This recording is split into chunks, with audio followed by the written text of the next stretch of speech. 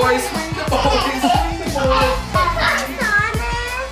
I think it's about time we bring back our camera straps. I actually made a few of them about a year ago that I really liked, and I've been using it for quite a while, and I love it. So I'm gonna get one made up today that I can send off as a sample to Waterbury. We'll get these things in production as fast as we can and hopefully be added to our site just within the next month or so. Camera straps are definitely one of those like really personal things. Everyone kind of has their own personal preference, so it's really hard to make one that fits the criteria that everyone is looking for. But there were a few things that I really wanted to make sure we hit on this. I wanted it to be pretty heavy duty and tough feeling while still feeling somewhat comfortable on your neck and not, you know, feel too rigid. I don't like camera straps that have too much clinky hardware banging around on your camera and making noise and all that. So hardware free, just some simple button studs. And I'm actually gonna be using some high density nylon rope to attach it to the camera. So the good thing about that is that it'll make it really universal and should fit most cameras. I'm gonna use a 3 to 4 ounce skirting again, this time in black. And I know some of you are probably thinking like, why doesn't he explore a little bit with leather options?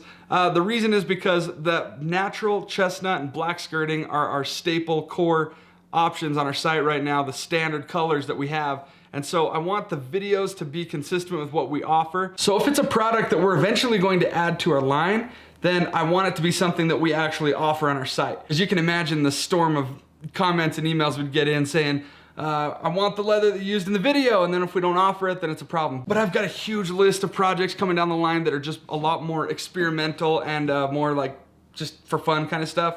And I'm gonna get a little bit more experimental with leather choices on those. There's still a lot of leather from Tanny that I've been wanting to try out. We'll bring in some Horween, some other stuff from Wicked and Craig. There's, oh, the list goes on. There's so much we could do. So before we get started though, what's coming in right now, we're gonna have just a little live stream with another husband and wife leather couple. It's on Instagram. They're just a couple of cool cats.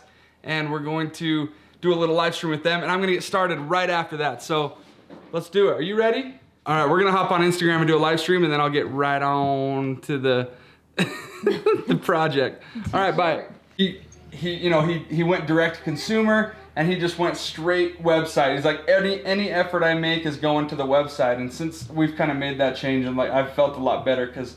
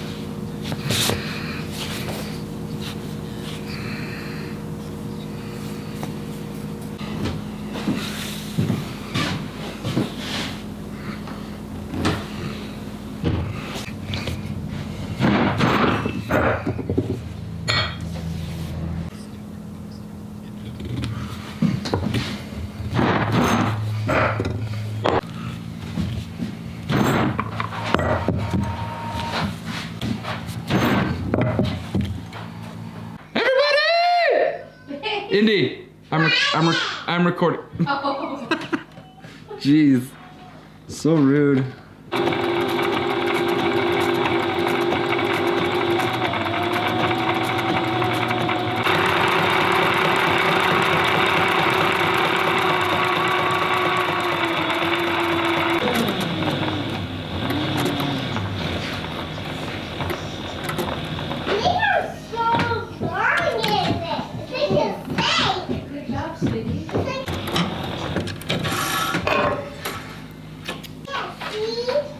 Thank you, sweetie.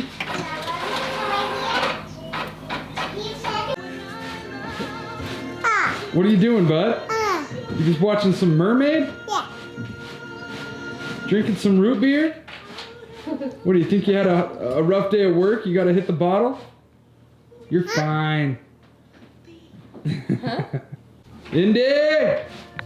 What are you doing? She's playing. making you food, duh. You making me some Play-Doh food? Yeah. Sign me up. I'm making I want some chocolate chicken and a banana berry, please. With the... Can you pour me some Wango Bango juice? You don't? Oh, that looks good. Cheers. Yum, Indy. I love me some green guacamole ice cream.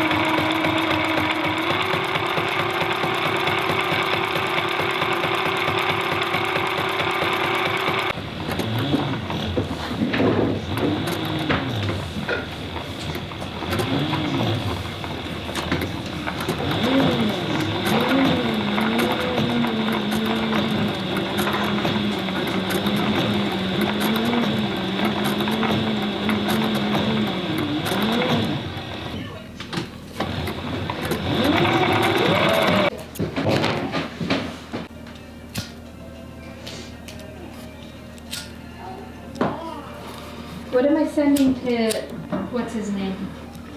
Billy. Okay, the next step is to burnish all the edges.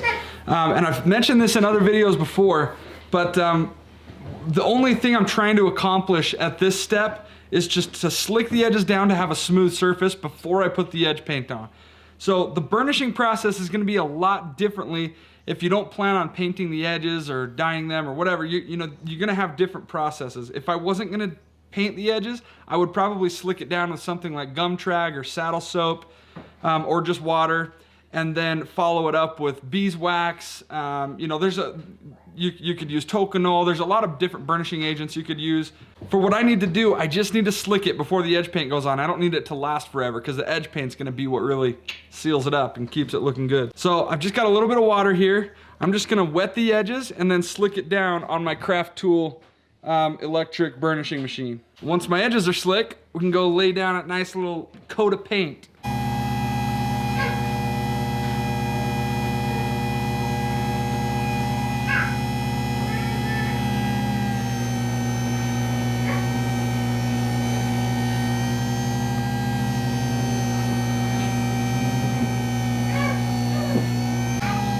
Yeah?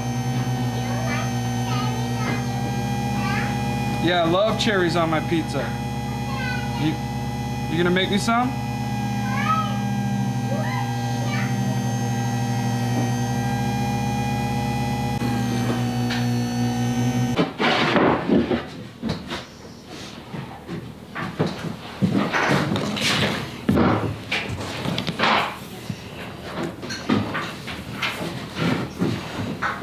So depending on what I'm trying to burnish, I may either use the electric burnisher or I'll use this hand wood slicker and my little strap jig here. For some pieces, it just makes more sense to use the burnishing wheel.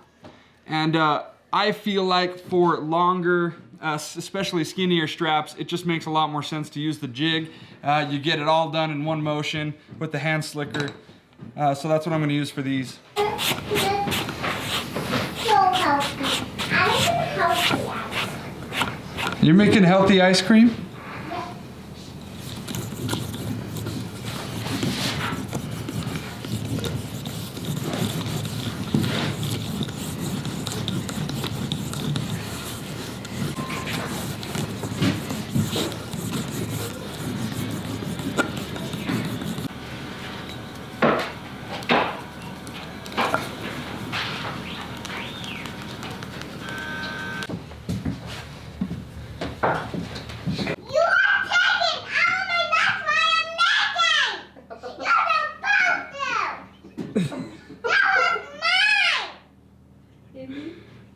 Is that an exaggeration?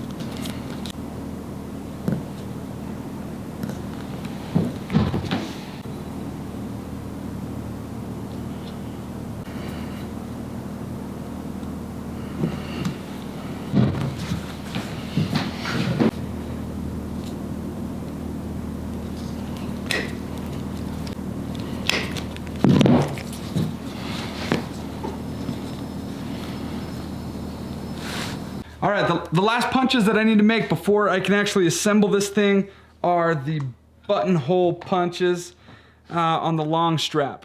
And this is what they're shaped like. So basically it's just a round punch with a straight edge coming off the end of it. And you use these with the button studs and it just kind of pops right over it and holds on tight. I'm gonna use the 4.0 craft tool size with the small brass button studs.